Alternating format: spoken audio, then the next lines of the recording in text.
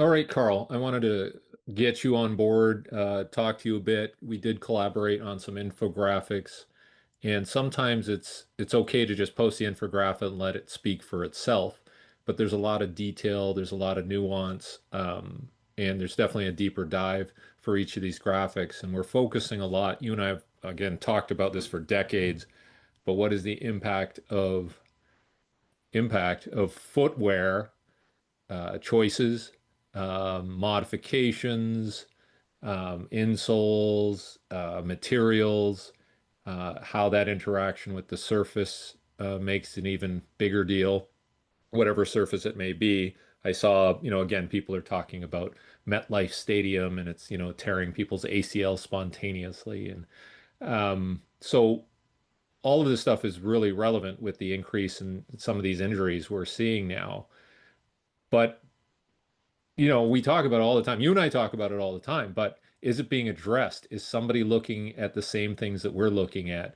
And so when we publish these infographics, I think a lot of people intuitively go like, yeah, that makes sense, but it's not at the top of the discussion. So the first infographic being this idea of unloading the Achilles tendon by adding a lift in the heel, which again, I think people think intuitively that's a great idea, but a lot of the time that used to be handled within the shoe itself. Like if you look at old shoes, every shoe had a decent heel, and the shoe was relatively flexible. We'll get into that part. But now we're getting into all of these nuances around barefoot training and zero drop and whatever it might be for stability. But now we're running into these problems, this epidemic of Achilles ruptures, strains, calf strains, all these things. So the first one was talking about raising the heel, and then the second infographic talked about the actual midsole, or sometimes they call it a last, or the platform of the shoe being too stiff and creating issues up the chain. So I think those two infographics are kind of part of the same problem to some degree in terms of this idea of shoe design. What is the thought process behind them? What is that tipping point between performance, innovation, Mhm. and creating a whole new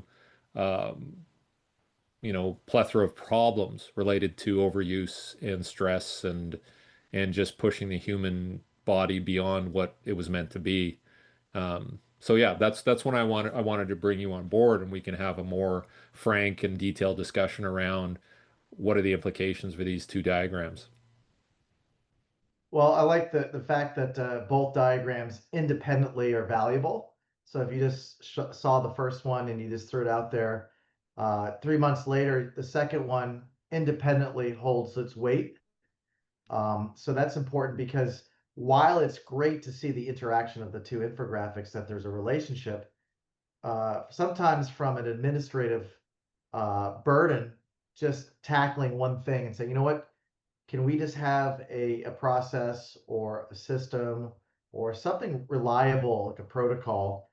The most obvious is with an Achilles rupture, the decision to use a wedging post-surgical. I think a lot of people that are teaching the weight lifts will think about, hey, heel height for, when you're Olympic lifting. So I think that's a natural reference point that people are comfortable with. Hey, if I elevate the heel, I can squat deeper. And you've seen this happen with people who are trying to use a literally large wedge to squat better. And that's usually because there's a restriction, usually at the ankle. So when someone has a restriction in dorsiflexion, what does that mean up and down the food chain? So those are some easy things to consider. What gets complicated is, okay, let's say you have an athlete, he's healthy, he or she is healthy. What do you do with them that might be predisposed? And I say predisposed, we haven't really talked about genetics. So if you go right now, if you go on LinkedIn is a good example. A NHL team announced they had a partnership with a DNA company. And the first thing when people think about DNA, and if you think about Achilles, you think about one of my favorite players, Dominic Wilkins, right? Now his brother tore his Achilles, so that shows both of those brothers tore their Achilles. So there's a genetics was the first time I was thinking about when the same brother, when they tore their Achilles, how much does that mean? And then decades later, here we are.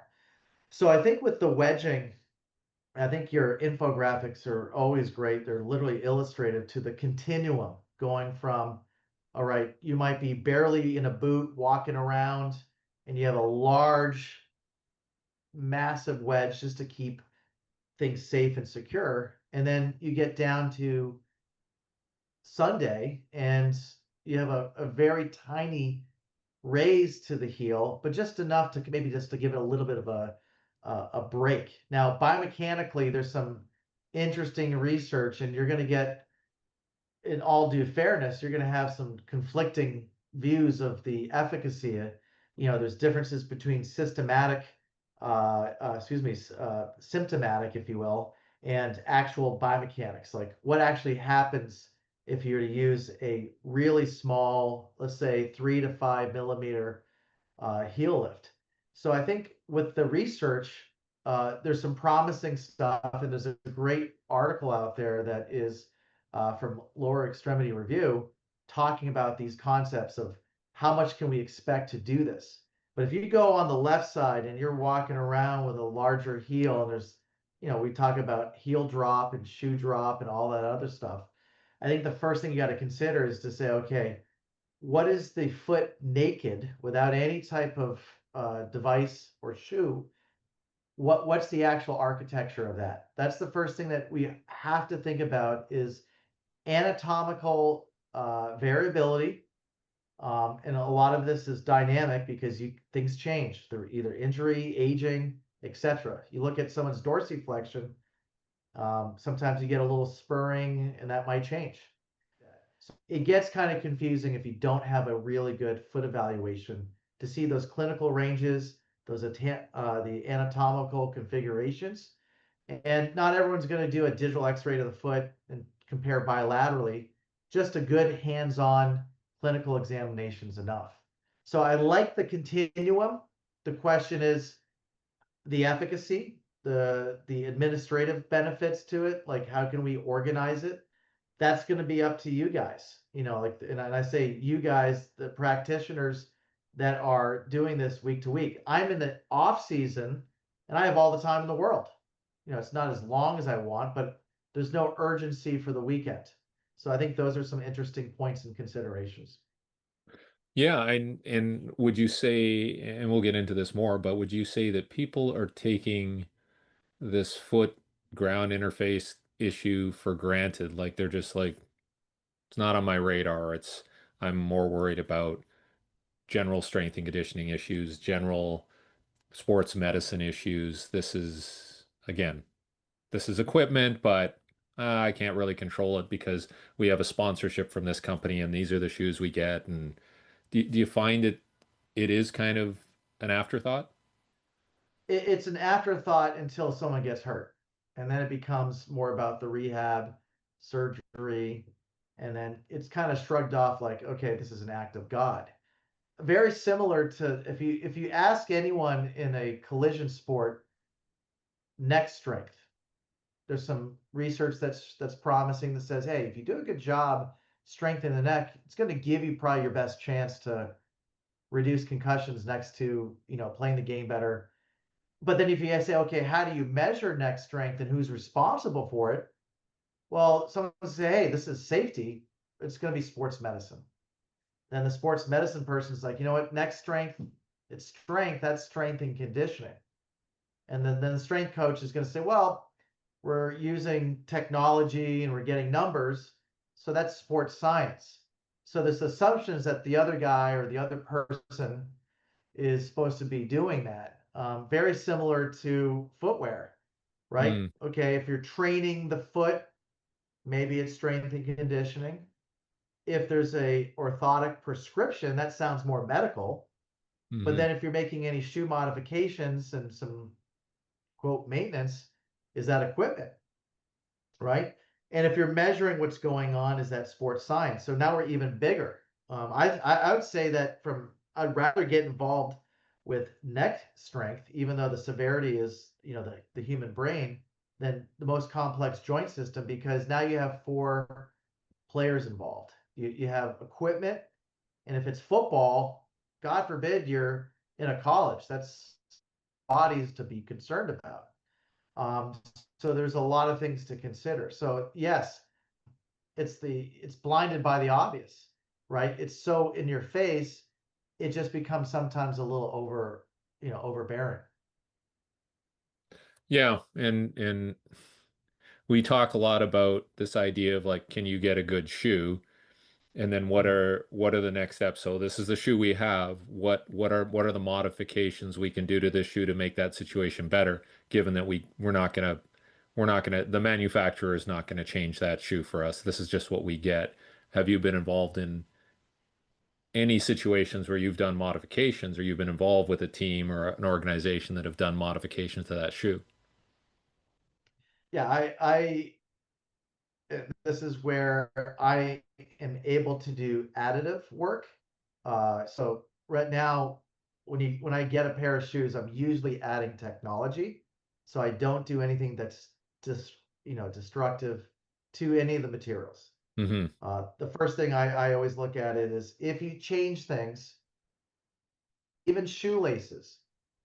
I don't touch, I don't replace. I pass that buck to someone else. So Okay. a podorthist or someone that has that experience. So Yep. something as simple as this. Let's say you have a cleat and you remove the insert, the factory insert, which is probably like 50 cents, right? You just take that out and you decide to get an over the counter, nothing performance, nothing for treatment. Just say, you know what, I want something that's going to feel better. Now that's an adjustment. Now, if that's comfort and it's a better fit, it's going to give you a better chance. So that's kind of in a gray area. Okay. Once you start getting beyond that, okay, like for example, to try to get kangaroo leather, good luck. You can't get that anymore because ethically they're moving on to, like mushroom materials and all these synthetics. Uh, that becomes very difficult because if you go, there's a wonderful company called Volumental. Now, if you go to some of the shoe stores and you just want to kind of see your size, what's great is it goes from beyond the length and width of the shoe of your foot, it gets into the actual shape and the contours so that there's a better opportunity for it to fit. The biggest mistake that I see people is that they assume that the athlete is telling you the accurate information. Oh, here's my shoe size. And then, okay, maybe one shoe is a full size smaller on the other side of the foot. I'm a half a size. And then, okay, does that matter? Of course it matters. Especially you could be using the same exact model and 3 months later, a different lot is being shipped. Yep. So we could spend hours on what you can do with the foot, but let's give you the Cliffs notes. Um, with cleats or it's running shoes, even spikes, you can modify it. Okay. There's a lot of, first of all, besides the cosmetic stuff that you're seeing, a lot of people are, you see this on social media, they're changing the colors, they're changing the materials.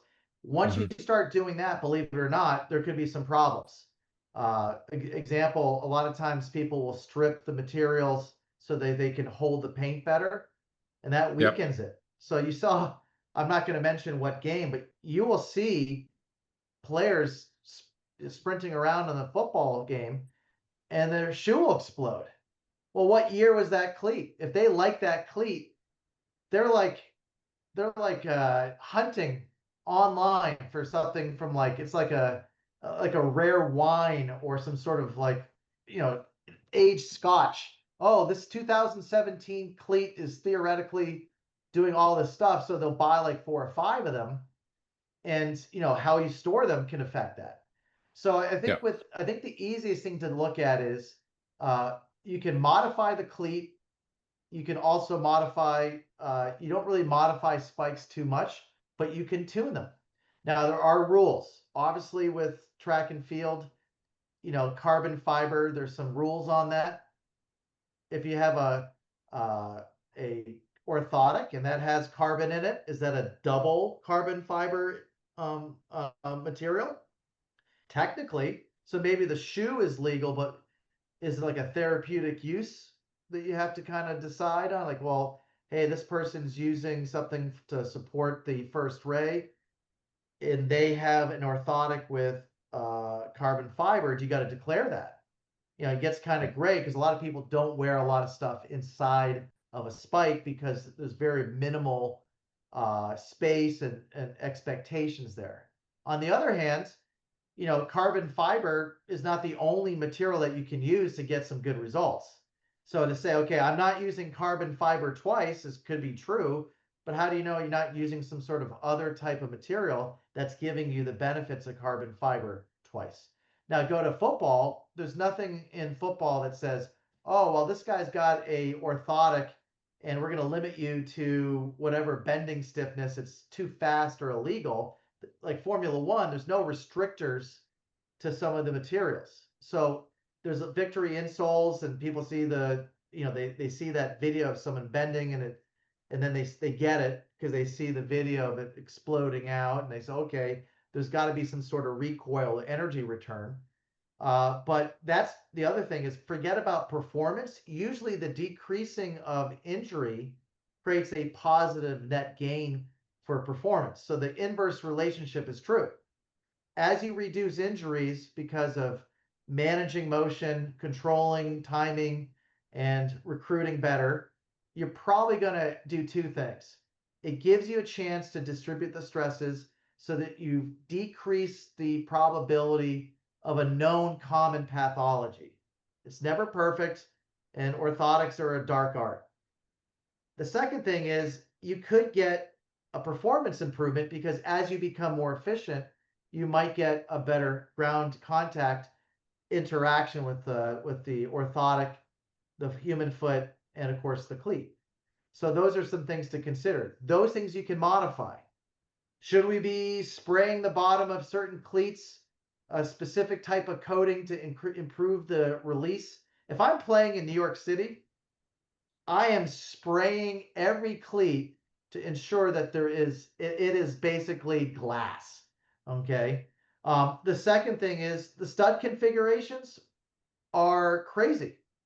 If you look at some of the international journals on footwear, and you're saying, okay, stud configuration and then stud design. So what does the stud look like structurally? And then how is it placed on the cleat? There are no, there's some easy summary type research that says blade versus round, but good luck trying to find a round stud. They're boring and they look dated. So you look underneath the cleats and there's these shapes that I don't know even how to describe them. Now, if you're releasing a cleat and then they do some research on it, it's published next year.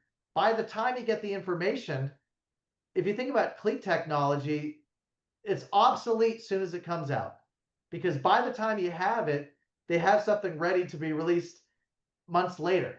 So from a Hmm. research standpoint, it is a nightmare to keep up. You cannot anticipate it because God forbid you have the design and you just trust that the manufacturers are really doing their due diligence.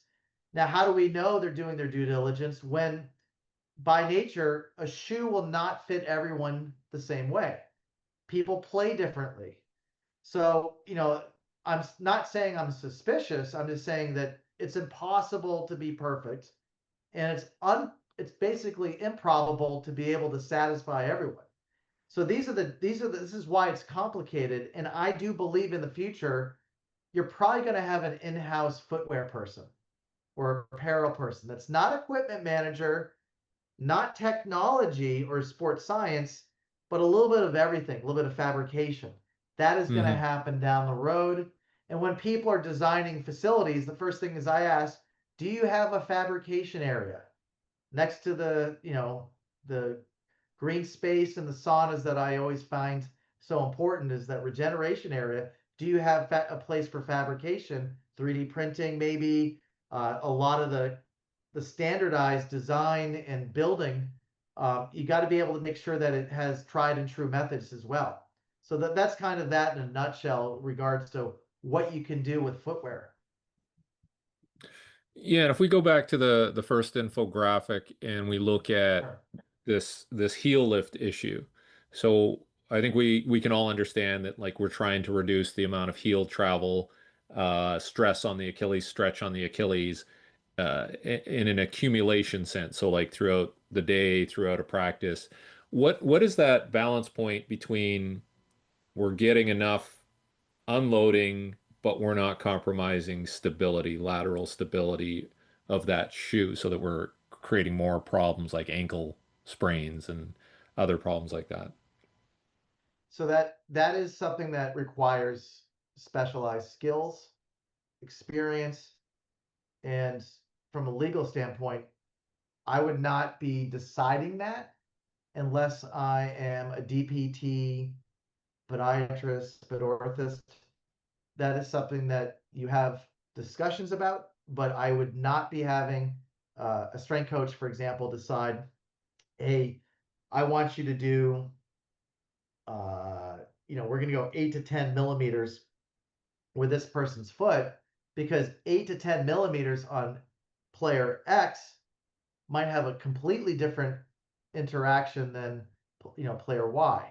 So like for example, there are no solutions that are perfect.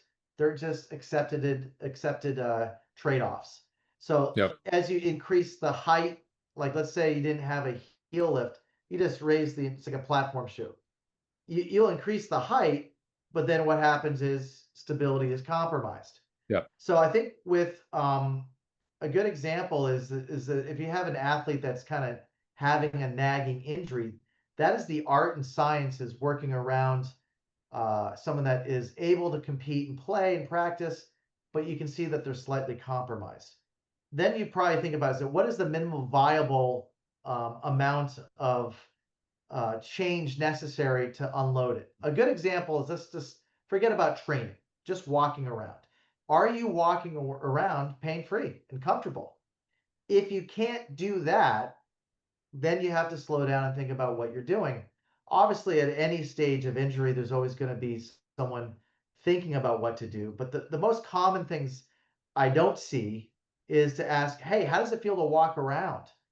Yep. So that's the first thing, is the other 22 hours have to be considered, because if you go through and you load the tissues, and then the days of, yes, it's nice to be on your feet, but you want someone to be able to have normal activities of daily living.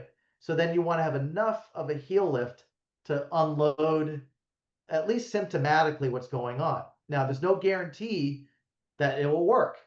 Just a Yep. heel lift alone, there's other things you have to consider, and to make sure that it's actually targeting uh, the issue pathomechanics wise. Yeah, that's a really good point because I personally I have a leg length difference where my right leg is probably about 15 millimeters higher or longer than my left leg. So get some SI joint issues. And so it was suggested, oh, why don't you put a heel lift in your left side, maybe about 10 millimeters, not the full difference because that might be a shock. Yeah. But then when I put the heel lift in, puts me onto my forefoot. So I started getting anterior knee soreness on that side. And so then it's like, well, maybe we raise the whole foot, not just the heel. So, and I'm not an athlete. I go do a couple of runs, I lift, whatever, Right. recreationally. But that was a huge shock to my system to have that heel lift and just walking, like you said, everyday walking, I could kind of feel like I'm on the ball of the foot. My knee feels a little sore. So these are very sensitive adjustments, as you said. Yeah, and the problem is that because locomotion is so repetitive, if you've driven a car, the analogy is so perfect. Alignment you can feel in our analogy, because you have a nervous system that's adaptable. The issue is fatigue, the speed of, you can't adapt to everything, right? Like if you're taking 5 strides a second, or excuse me, 5 steps a second, you ain't gonna be able to cue and load, and you just don't have the time. So also, this is in 3D. This is a great infographic, but what we're seeing is that what does it look like sagittally with the heel lift? Yep. So there's a little bit of stuff going on medial lateral, right, with the medial lateral columns. So I think that one thing to consider is to say, okay, how can we load balance everything so you can distribute the forces and spread it out, right? How can you spread out things so you don't feel it necessarily? Now, you talked about leg length discrepancy, right? There, excuse me, when you're looking at, let's just call it as it is, leg length discrepancies, right? You bring that up. Yours is, you mentioned 15 millimeters. Where exactly is the 15 millimeters? How Yep. much could it be compensation in hiking, right? You might have 10 structural and you have 5 just compensation, or it could be the opposite, or it could be a half and half. So, and then what you want to do is a good podiatrist or podorthist will be able to smoothen that out. They have a way to kind of clean it up so that it's not just going to be the simple wedging. It could Yep. be modifying some things. So there's a lot of ways to address that in a very precise manner. Yeah, so if we go to the next infographic and we talk about this idea of having that ability to have some flexion in the foot where the toes meet the foot, um, I'm not a barefoot proponent by any means, but obviously you're going to get more range of motion there. But what are the downsides of not having that range of motion? What are some of the things we're looking at with some of these new performance plates that are going into shoes, and what are the repercussions, despite it might be giving the athletes an advantage over a linear sprint distance? So let's talk about linear sprint. Okay. 100-meter dash. All right. 50% of it is upright running. So that's different than acceleration. So it's important to know that the while running is dynamic when you're having gearing, uh, how responsive to that stiffness that you have. So, for example, if you have a smaller sprinter that's lighter, that's slower, and then you have a faster, larger athlete, it's going to be a different interaction of what's going on to the plate. So the easiest thing right now is just to look at acceleration. When you're accelerating, okay, you could be landing without any heel contact, right? But when you're upright running, you're going to land with the forefoot, and then how much it drops is going to be based upon the athlete's abilities. This infographic shows, again, another continuum where you're seeing a lot of ranges of motion. You're assuming that this could be a ballet slipper or it could be just barefoot, right? And we're Yep. assuming that the surface is like grass, turf, or whatever, because it's the same. Yep. Now, as you start getting more and more stiffness at the plate or the shoe bottom, what you're going to see is less movement at the metatarsal joint, which is okay. Sometimes you can get some benefit. If you look at bobsled, how much bend is optimal, right, for accelerating. Well, it might be different than when you're upright running. So there's a little bit, again, there's another trade-off. What concerns me, and this is what I've been seeing a lot, is someone is using a really aggressive cleat. They decide to get some insole that has additional support. And so we're seeing basically the inability for the toe to bend. Now, when you have a metatarsal bend, there's a value to that. There's you can say, a lot of people talk about toe spring, all this other stuff. Don't worry about that. That's stuff that you can get into the weeds with later. Most important thing is if you don't have the ability to get movement somewhere, what's going to take up the slack? Usually I see the combination is if someone has joint restriction or they have technology of the foot, what you see is more load on the Achilles. So imagine it's like a skate. Well, if you look at skating, right, there is movement within it, even though that there's a hard sole, right? So there's Yep. movement in there. There's some technology that's able to get that information, but there is some movement. The biggest issue though is that skating eventually, as you get faster, you're gliding, and it's a little bit different, obviously, than running. But here's my biggest concern: if you remove that motion too much, right? The only thing you can do to get forward is to use the ankle joint. And we know ankle joint's pretty simple. You have got the gastroc soleus in there. So there's some wonderful research, because there's some people that are asking about, what about this angle? Where'd you get that? How does if I was to do a clinical evaluation of the first ray, look at dorsiflexion of that joint? What's a healthy range? People talk about turf toe. That's a lot of good questions, but the most common thing people ask is, how do I know that I'm safely doing this movement? And what happens when I add resistance? Now, we've talked about this ad nauseum. You add a heavy load and you have a restriction, something's going to give. I believe a lot of the problems that we're seeing is this unholy alliance between foot mechanics, footwear, loaded resisted sprints, and then abbreviated off seasons and no GPP. Will that ever change? Probably not. But if you look at that infographic, as you can see, now I assume that the lines that we have are just mechanical strain to the Achilles, right? Yep. I don't have exact values. I don't know the newtons that you're getting when we start modifying this, but just as a simple pattern is, if you remove a joint contribution somewhere, the bulk of the force, if you're getting the same outcomes in terms of velocity of running, jumping, etc., is going to move to the joint that has the ability to produce those forces.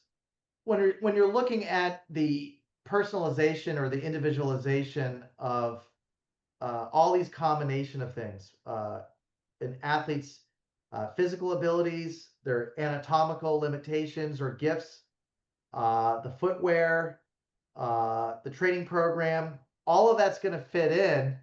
And some people will respond really well. They have a good cleat, good training program. They're blessed. They don't have anything that is an impairment or some sort of structural issue, and they're going to grow and blossom.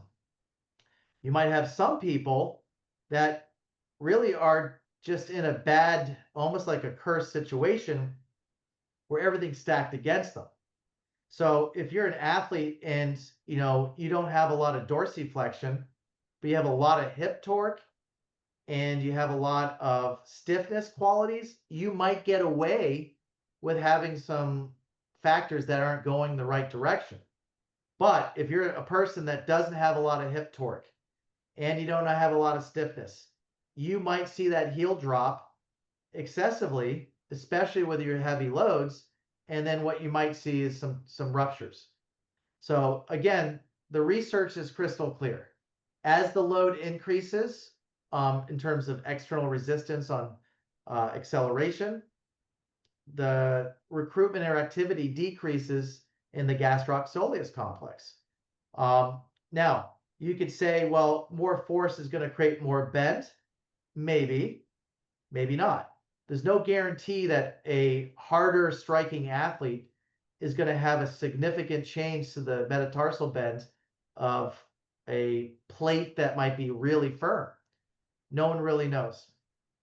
Where that takes me, and I have a Podorthus friend who I kind of throw things at and see if he can find some solutions for me on the footwear side too, because they sell shoes. But I'm always looking for, okay, I can't change the fact that this athlete that I work with is in I'm not going to name a brand, but in a zero drop, stiff cleat football that plays on turf a lot. So what are my options outside of that realm? So if they get to do some sort of conditioning runs or tempo runs or recovery runs, I'm trying to find another shoe that has some of those qualities that I want, whether it's thicker heel drop, so there's a little less load on the Achilles, a little more flexible through the midsole, but not so flimsy that it puts way too much stress Yeah. on the foot, and then now they have a plantar fascia issue or turf toe or whatever it might be.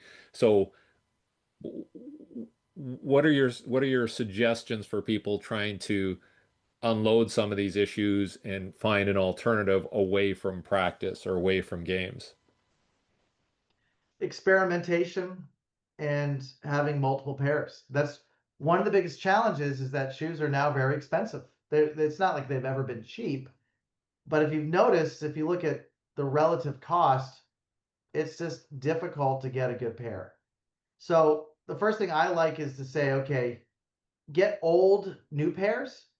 When you go to a department store, they exist anymore. Maybe I'm dating myself. The fact that I even use the word When you go department down to store. Sears, Well, like for example, you go to the mall, and you see like uh, a classic. Not that you're going to go to any of these old. Yeah, you're not going to go to Sears Roebuck, to or Ross's and Marshalls, right? well, the like for example, those quote department stores, if you will sometimes have discounted footwear from a couple of seasons ago. Yeah. And then you'll see like a size 10 of a shoe that might be 2 or 3 years old, and there's information on that, right? Either there's empirical information or there's been some research if it's a popular model. I think for me, I like to have something that's not special, that is somehow looks a little bit vanilla, where there's nothing identifying that says, okay, there's some sort of risk taking here. And those are difficult to come by. Certain times you might have to change manufacturers and models. So say it's not okay that you can have a mixed environment. You can have and say, you know what, I'm deciding to have Mizuno running shoes, and then I have a Puma cleat or whatever, or an Adidas cleat. You can go mixed. I think what happens is that's for like if you're a parent and you have a kid that you're trying to help out. What happens is, what if you're restricted? You're at a school and everything has to be that shoe. Okay, now you want to see if you can rotate and say, okay, can I have a sneaker that is something that's not dress sneaker? It's weird. You'll see people, they get the athletes will be wearing stuff that clearly isn't designed for athleticism. And you see them warming up, maybe they're even not even tied, and you're like, wow, this does not look good, right? Some of these shoes don't look like they're for the right sport. So there's a lot of artistic, cultural things that you have to juggle. So that's the other thing is there are, and I'm not going to get into specifics, but there are some athletes that can't use certain footwear. So when you see them on TV, like, oh yeah, that guy's sponsored by this person. Nope, it's an illusion. There's literally a skin on that, and you can barely see. If you have a trained eye and you're a track coach or you're a soccer coach that really knows their stuff, you can see when there's been some modifications to a shoe cosmetically to camouflage that they're using a different model. Yeah. Best example is to look on the bottom and look at the studs if it's a cleat. Yeah, Um, I've seen that. I've seen that with baseball. One of the major league teams, they were showing me that, the standard cleat couldn't yeah, bend it, like it was like a brick. And then they showed me the modified, which was like, I think it was like a lacrosse shoe or something that they've modified to be more like the baseball cleat or look like it. But that was kind of interesting. I'm like, oh, okay, so you guys do that. So it's a lot of stuff that happens. In fact, I'm not going to get into a lot of the details because I'm uncomfortable. I mean, like right now, like take a look at how does, like who reviews this stuff, right? Like if I'm going to go and saying, okay, how do I know that this design is doing what it says? Now there's peer review, but a lot of the research they do on it, it's like very generic, that just descriptive, or they test them out and say, okay, this athlete did. They don't really use from like a comparison because you can't really get a homogeneous, heterogeneous group. What I mean by that is like, okay, if it's for me, I don't care what 18 people that could have structural differences, different ways of moving, it's hard to make that relatable. Yep. So for me, I think if you're going to be looking for um, descriptions, there's some people that do have mechanical evaluations of this. I think the easiest thing to do when you're looking at that is the bending torsionally, and then the classic folding and bending stiffness for that will work within reason. You can't get it's not quantitative, but you can see the biggest concern I have is bending stiffness that is based upon heel to toe, where the midpoint of the foot is bending generically. Now the architecture of the shoe will have some nuances, but you want it to bend at the MPJ. You don't want it to have it just bend in the middle. What does that do? Now you can have some motion that way, but that is some of the concern I have is when they design it. If you look at people's feet and you look at different types of metatarsal lengths, some people, there's different gearing. There's high and low gear. So walking is different than running. Okay. And there's also different structural differences between everyone. So you might have a foot that kind of rolls differently than someone that has more of a simpler, more even bend. So when you're looking at all these nuances, stud configuration, some of the designs, like we don't really know. Like if you look at the thousands of shoes and you said, okay, who designed this and what does this shape do? This looks like some sort of like space armor, amount, and there's an explanation. Oh, that is our bionic honeycomb, which is going to do this. Well, okay, the bionic honeycomb, how does that help with this real anatomy that we have on the body? And usually there's no answer. It's like, okay, it's an individualized experience. So again, it's trial and error. The problem is walking around, if I start sprinting at a shoe store, someone's going to tackle me right now. I think I'm stealing the shoes. So, there are some ways, some of the best places that provide running assessment. You go on the treadmill and you go for a run. That's Yep. decent. Or they have a little bit of a small track, or they let you go outside. Marathon Sports in Massachusetts, obviously for the Boston Marathon, halfway point in Wellesley, you can go and they'll let you kind of go up and down. Now, hopefully that little sample, you're having a little bit of a appetizer. Hopefully that's enough to make a decision. I don't have, I usually can tell immediately when I walk around. I'm Yep. that experienced. But someone that's 22 that just wants to play, they might not know better. Just one more thing on the foot stiffness or the shoe stiffness. What do you say to the Yeah. people who are like, well, we're stiffening the shoe because we don't want to have turf toe injuries. And that's why we're doing that. We don't want that flexibility there if you're like Joe Burrow. Okay. So, yeah, I mean, that's an interesting thing, right? If you look at Joe Burrow, uh, he got injured with a cleat that had probably not the highest rating of stiffness. So that to me, that's like I don't know how many millions of dollars is lost, but that's an interesting thing because you have a $12 cleat with $250,000 athlete. So you want enough support to prevent the unholy motions that could occur from a tackle, right? So if you look at the anatomical limits to the first ray, that medial column, you can only take so much before there's really severe damage. Turf toe, where's the experts here on not the surgical people? Because Bob, he does a great job and he's kind of in this retirement mode. But my concern is that if you have a plate that's too stiff, then if it's too stiff, you need some motion. Otherwise, the opposite will occur. You're so protective and there's no motion that there's going to be motion inside in an awkward position. I've seen someone that has had a lot of problems and they had a Lisfranc. And the first thing is you want enough motion, but not too much, right? You Yeah. just want to keep it loose in terms of like allowing it to move, but not in extreme positions. So that's a good the turf toe issue. It's a tale of two cities, right? You Yeah, have Cincinnati and then you have 49ers in San Francisco, right? Or Santa Clara technically, right? The yeah, problem is okay, person really likes this cleat. What do you know, how do you manage that? The most bizarre thing is Kirk Cousins, right?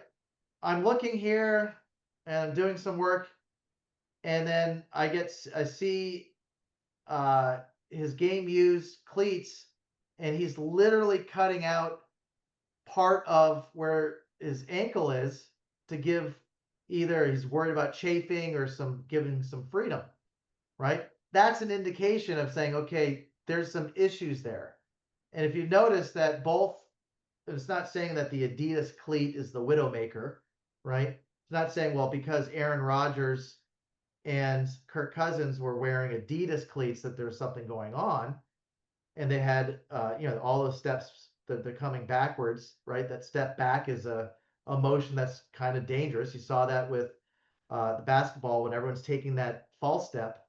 Who knows? I'm seeing the stance. If you look at the running back that's using, it's like they call it the Michael Myers stance, and he's just standing up there rather than a squat into a false step. Is yeah. that Like going to change? Najee Is Harris, right, with the Rams where he did that step back, right? And we all saw. Yeah, yeah, and that's a if you can see it, you saw that in super slow motion. I would like you to take a look at the cleat, look at the motion in the cleat, not just the mechanical, the heel dropping, and then you're seeing that the vibration of the slingshot effect, or that my coach used to call it like uh, the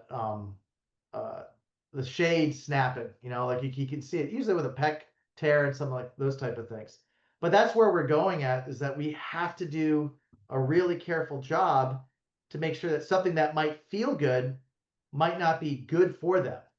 And so Yeah, that's up to the it's not an equipment staff. Don't blame the equipment staff. Don't blame the agents. Don't blame anyone. This is a very holistic solution.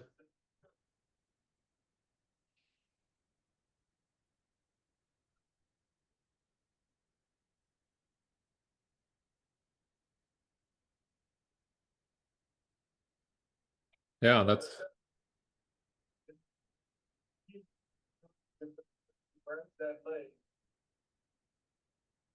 That looks like a pretty stiff cleat. I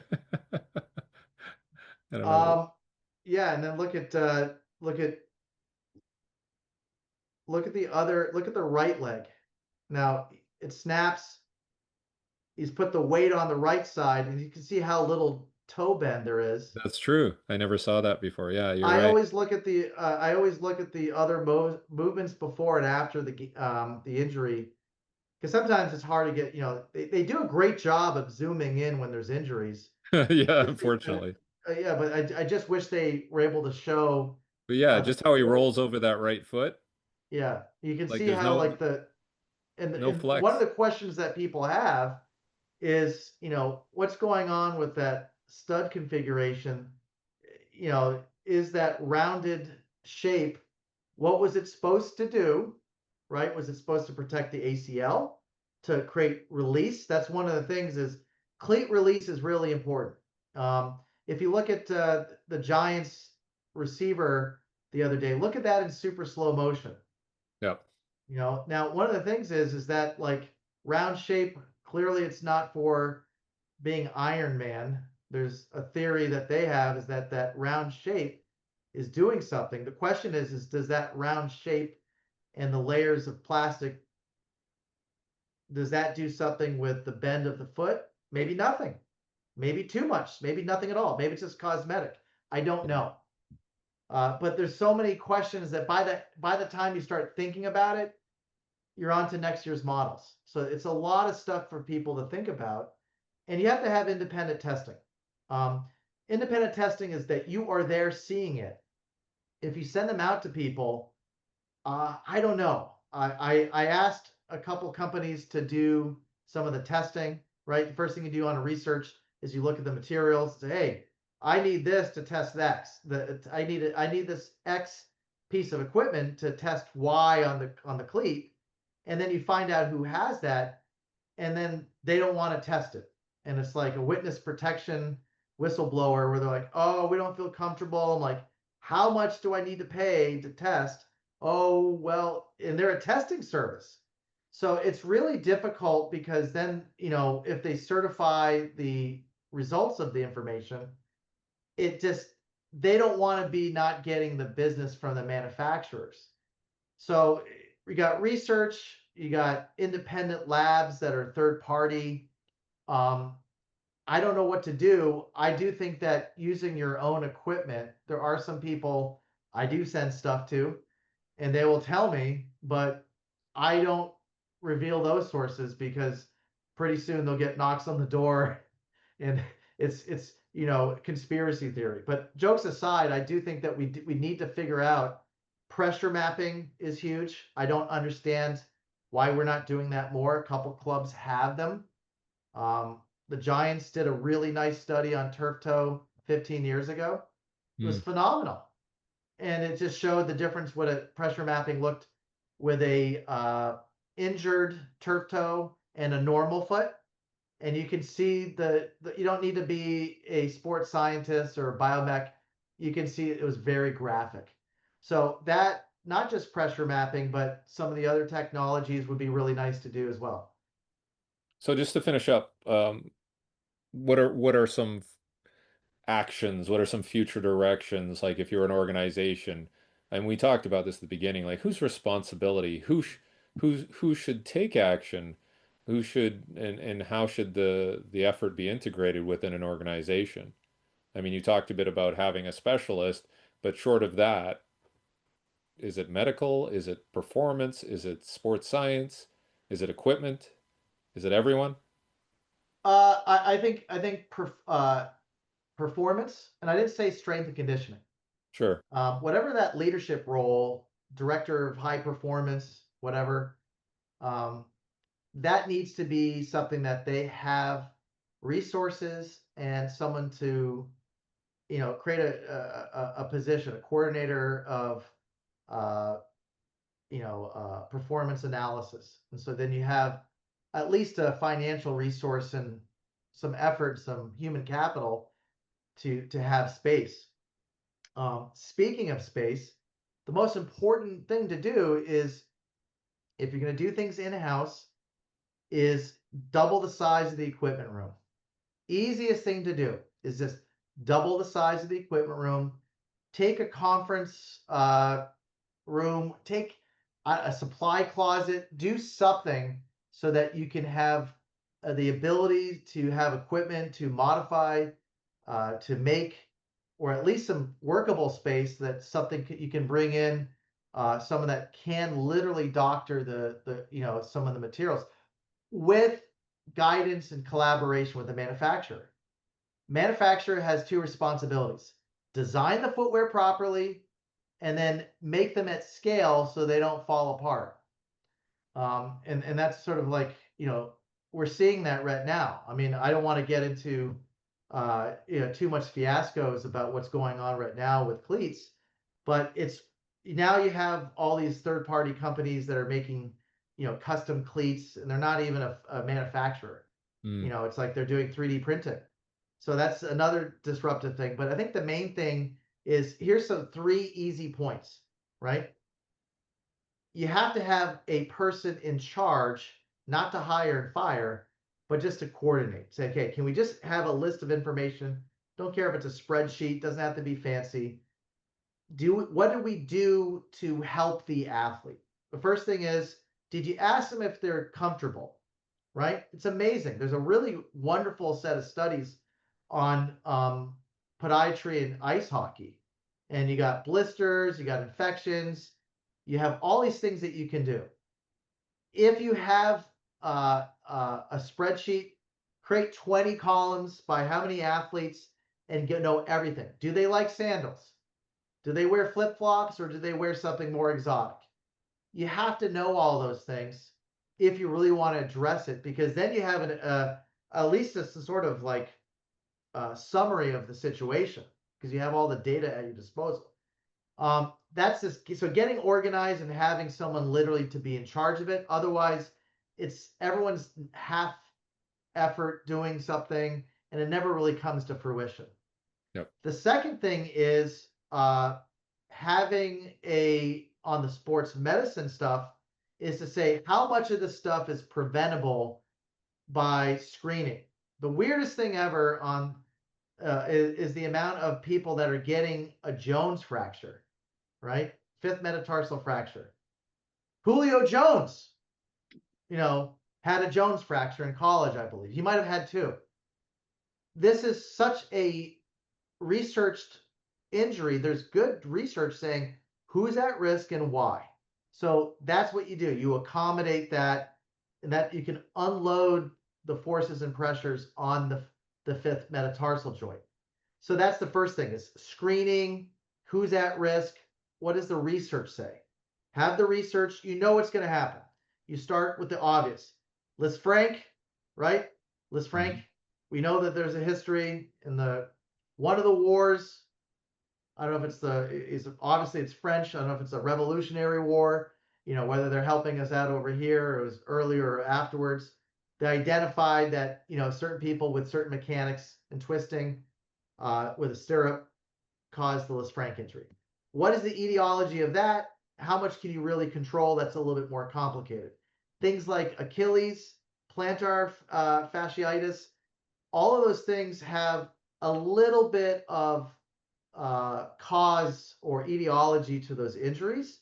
And then you wanted to say, hey, is there something structural here? Or is there something that we should look at that can prevent it? Then is there a training intervention or is there a combination, right?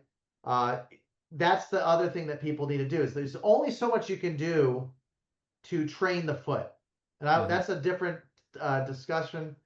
Everyone thinks that if they train barefoot and do exercises, that magic will happen. It doesn't work that way. If you see some of the feet out there, if you look at the NBA especially, if someone's in their early 30s, or even if someone's as old as LeBron, there's no way that your toe yoga that you're doing is suddenly his feet are going to be back to, classical norms. Mm-hmm. So there's only so much you can do with that, but there are some things you can do. And then a little bit of hope and pray. I wish it was you had the seamless solution, but there's a lot of randomness involved with sport, and that's all you can do. But that is the future. So if anyone's listening and they're building a new facility, build for the future, which means additive fabrication area, and it's not just going to be cleats. There's knee braces, arm braces for people that have like a bicep tendon issue or a UCL. Things are going to be more integrated. Wearables is going to be more, so there's going to be more load on the equipment people because there's going to be more stuff that they're going to have to do to make it work. So that's the future. Whether people be proactive with it, it's going to be up to how badly you want to win. All right, that's a pretty substantial overview, and I hope it creates just more discussion. I think that's the point here is we're putting up the infographics, we're talking about it. Will it start to percolate into some of these organizations, institutions when they start going, how come we're having there's so many injuries? Is it, what is the problem? And I hate for people just to look at turf, right? Like it's not just the surface. There's an interaction, there's an interface there. There's lots going on. So yeah, I'm hoping this opens some eyes. Well, at least people can start saying, hey, obviously that what we discussed, nothing what we did, nothing's 100% sure, and it's not written in stone. I think take a look at these variables and judge for yourself. What do you think you're going to do about it? I don't have the answers. I just outsource to the specialist, but I'm smart enough to say, hey, there's something going on. Who out there is doing something about it that's reliable and shows a result? And that's what we need to focus on. Yeah, absolutely. Thank you very much, Carl.